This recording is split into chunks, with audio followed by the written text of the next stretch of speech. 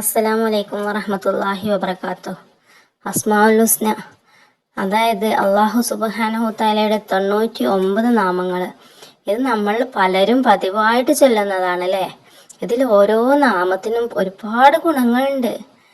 നമ്മൾ ഇത് അർത്ഥം മനസ്സിലാക്കിയിട്ട് എല്ലാ ദിവസവും ഈ അസ്മാഉൽ ഹുസ്ന ഒരു തവണയെങ്കിലും ചൊല്ലുക. ഇത് ചൊല്ലിയിട്ട് നമുക്ക് എന്തെങ്കിലും ബുദ്ധിമുട്ടുകൾ ഉണ്ടോ, എന്തൊക്കെ ആവശ്യമുണ്ടോ, ഇത് അള്ളാഹു സുബ്ഹാനഹു തആലയോട് നമ്മൾ നേരിട്ട് പറയുക. എപ്പോഴാണ് നമുക്ക് പറ്റുന്നത് അപ്പം ചെല്ലാം. സുബഹിൻ്റെ സമയത്ത് ചെല്ലാം. നിങ്ങൾ മഗ്‌രിബ് നിസ്കരിച്ചിട്ട് ഒരു യാസീൻ ഓതിയിട്ട് ഇത് നമ്മൾ ചൊല്ലുക. എന്നിട്ട് നമ്മൾ അള്ളാഹുവിനോട് പ്രാർത്ഥിക്കുക.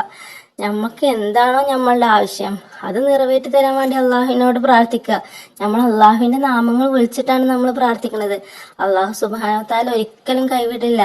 അള്ളാഹു നമ്മളുടെ പ്രാർത്ഥനയ്ക്ക് ഉത്തരം നൽകുക തന്നെ ചെയ്യും. ഇതിൻ്റെ അർത്ഥം അറിഞ്ഞുകാണ്ട് ഇത് മനപ്പാടാക്കുകയാണെന്നുണ്ട് വെച്ചാൽ ഇത് ദിവസം എന്നിട്ട് പതിവാക്കുകയും ചെയ്യുകയാണെങ്കിൽ അവർക്ക് സ്വർഗ്ഗമാണെന്നാണ് റസൂൽ പറഞ്ഞിട്ടുള്ളത്. അസ്മാഉൽ ഹുസ്ന ദിവസവും ഒരു തവണയെങ്കിലും നമ്മൾ പതിവാക്കാൻ ശ്രമിക്കുക. ഇൻഷാ അല്ലാഹ്. അള്ളാഹു തൗഫീക്ക് നൽകട്ടെ. ആമീൻ.